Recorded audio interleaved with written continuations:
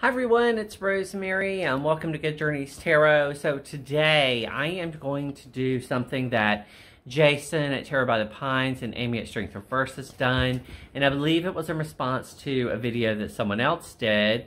And everybody say hi, Pogi. He's over there, that's his shadow. That is reset a deck. So I'm going to be sitting here enjoying a glass of wine and resetting the deck, and I'll talk a little bit about resetting decks and what I do. Normally, when I reset a deck, it is because I'm doing a video. I typically only do it for exercises where I need specific cards or videos that I'm shooting and I want to show them in order.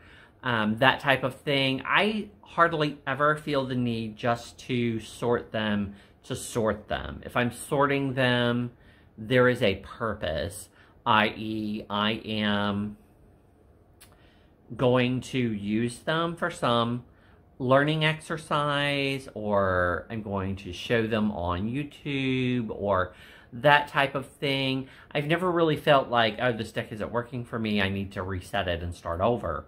Kind of thing. It is really more of a practical thing for me. However, when I do enjoy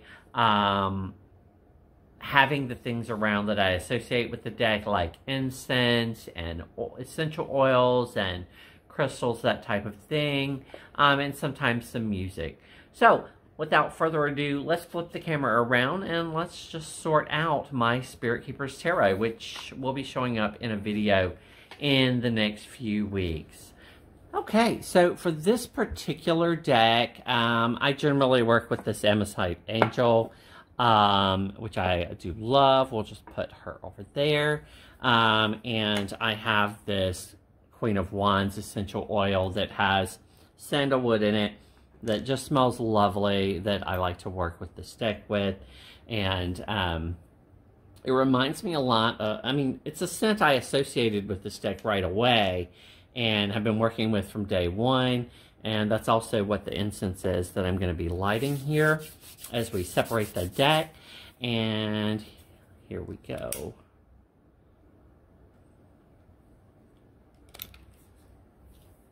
You know, for me, usually it is a case of I am separating it because I need to do something, but occasionally I will do it for fun, and in that case I usually will light some incense, play some music, do all of those things that bring me joy as I'm doing them. I will say normally when I'm separating, I end up, oh, I see now, I forgot to take the guidebook and extra cards out when I was setting up for the video. Anyway, the order that I'm putting them in is actually based on the Tree of Life and the typical order you see with tarot, and that is that you've got your fire, water, air, and earth. As coming down the Tree of Life from the top to the bottom is how the cards are generally associated. And then I have my majors in my first pile. I think it can be fun to do this just to look at the cards. And I have been known to do this particularly when I have a new deck that I haven't worked with a lot, because I need to take some time studying the images. So like I'll shuffle it because I love to shuffle, and then I'll decide, well, you know what, I want to like study the deck some more, and so I'll put it back in order. And that kind of practice kind of helps familiarize me with cards, particularly in decks where the cards are different. This is one of my favorite cards in this deck, the Dark Horse. It's just an iconic image to me now. I'm going to be, in a few short weeks, doing a video that Benabel had asked a question about, you know, what are your thoughts about the decks? If you have multiples of her decks, do you Are there cards that you like better in one version versus another? And that's something that I actually have been thinking a lot about as I saw the imagery in the new deck. It's actually on its way here now. And so I'll probably be walking through all three of the decks and talking about that a little bit. But for brevity and time's sake, I'm only going to be doing the cards that have changed significantly. Most of the changes that were made, at least to my view, were cosmetic, i.e. coloring. Although some of them, there was some new imagery added to make the spirits that are presumed to be present actually visible. So there's actually human beings in almost all the cards now, whereas before there really weren't. There were some cards where there were no human beings at all.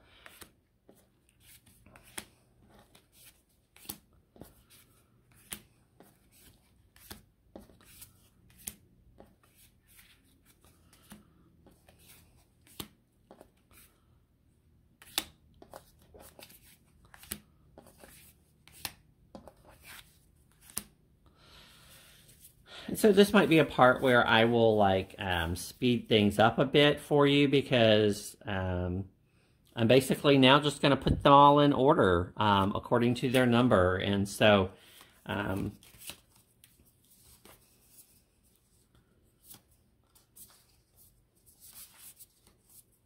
I usually treat them like a hand of cards. You know, when you're dealt a hand of cards and you are playing a game, you'll like go through and you just kind of sort them in the order you want them. And so I'm basically hold them like a hand of cards, and I move them to the places that I want them to get them in the right position.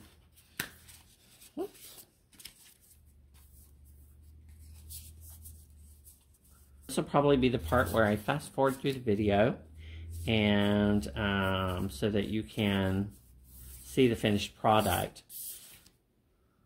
It's not a very glamorous thing, though it is fun to just sit here and do. So there are the major arcana, starting with the 0. It is a little bit difficult to focus on counting and putting my cards in the right order, and also think about things to talk to people about while I'm doing it. So it's an interesting experience. Usually after I've sorted them, I have to go back through and I have to just double check that I have them in order, because quite often I end up finding, let's see, there's our 6. Our 6 is out of place. 6 should be after 5 before 7. A, B, C, D, E, F, G, 1, 2, 3, 4, 5, 6, 7, 8, 9. Okay, I went to kindergarten.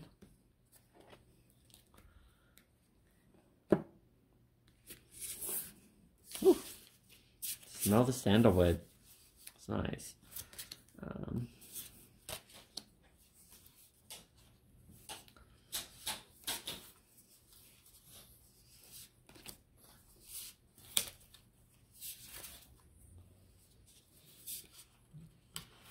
It can be a fun and relaxing exercise doing this from time to time, but for the most part, I do it for specific purposes. In this case, a video. Sometimes people will say like, okay, pull out all of your kings, and I'll be like, great, and I have to search through 78 cards for 4 cards for an exercise. And so rather than do that, I just take some time to relax and sort through the cards, because I do find it relaxing.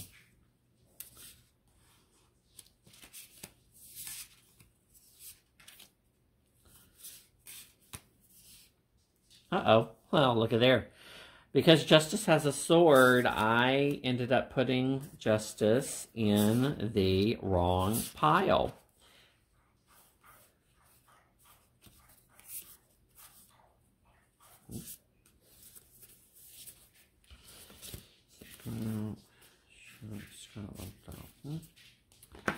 So let's see, Justice belongs in position 8 in this deck.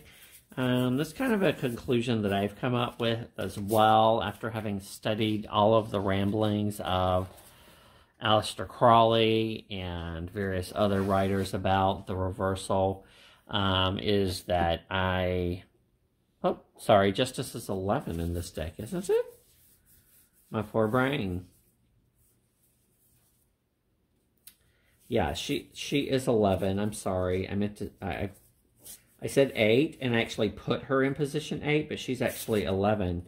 And now I find that I didn't go through the major arcana earlier to double check my order, and the 8 is missing. So, oh, the 8 is actually the bottom card. Somehow Strength is now the World card. There we go.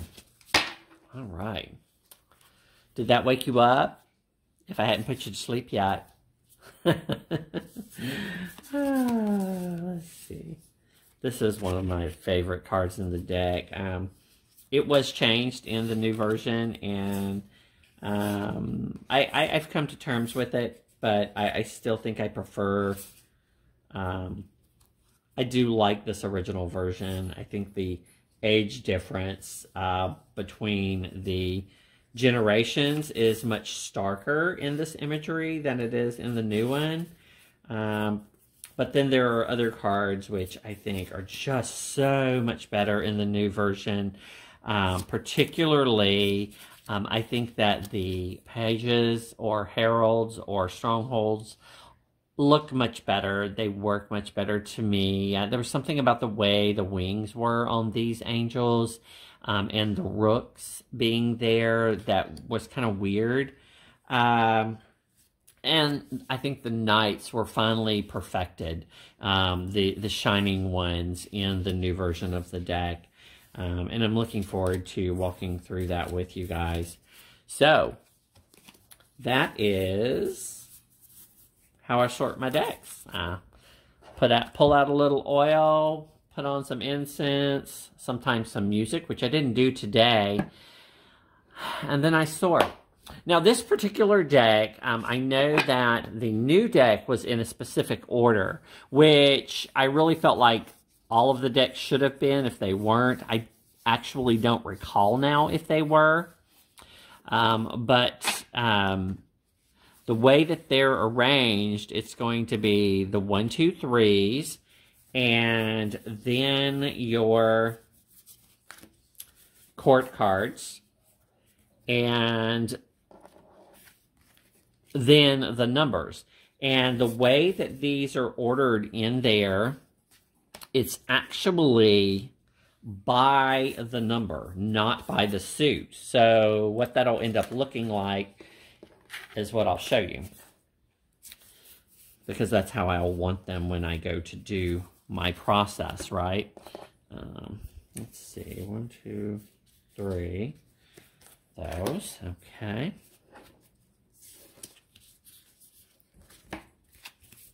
One, 2, 3, and then the courts, 1, 2, 3, 4. Okay, there's our swords, and now my orbs or pentacles. There we go. Okay, so they're actually in order by the card number. So I'm going to go ahead and do that just to show you what that's going to look like. So the way the book is written as well for her deck is it talks about the upper realm, which is your 1, 2s, and 3s, and then your heralds or strongholds or pages, and your knights or shining ones, and then your shields or queens, and your archangels or kings. And this kind of follows along with the Tree of Life. Those top 3 Sephira are considered, one world, and then you have an abyss, and then you have the other 6. And so these are actually done in the same fashion. So what I'm going to do is I'm going to sort them that way while we're talking here today. So here they are. Let's just put them like this. Whoops. There we go. And it's an interesting way, I think, to study the deck, even if you don't ordinarily order your deck that way, but to look at the numbers in relation to one another and to the Tree of Life, which I think this does very well.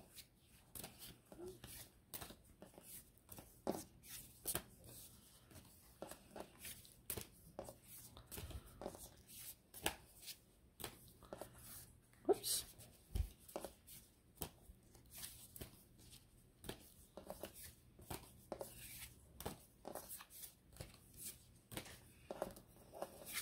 So ordinarily, I would have left them in the order that is typical by suit, but since I am going to be doing this as a comparison with a new deck, and I know the order of that deck is different, I've gone ahead and put them in that order to kind of demonstrate how they show up on the Tree of Life. You know, the major arcana actually are separate on the tree, right? They are on the paths between the Sephira, and then you have your first three at the top, from which then everything is basically a mirror or an emanation of, going down to the 10.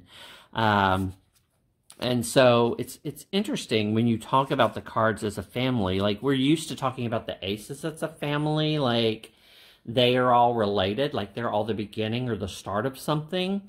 But then we don't group them that way when we order our cards, which you know, perhaps once in a while we should change up the order with how we're ordering our cards so that it forces us to see them that way. To see the relationship between the 2s or the 3s or the 4s. And it's not just about there being 2 objects, but if you look at almost all of the images in this deck at least, there's a kind of balance to each of the 2s in their element. So that's how I order my decks, plus a bonus on how specifically the SKT is ordered for the upcoming video. I hope that you guys have enjoyed your time with me, and until next time, everybody, good journeys.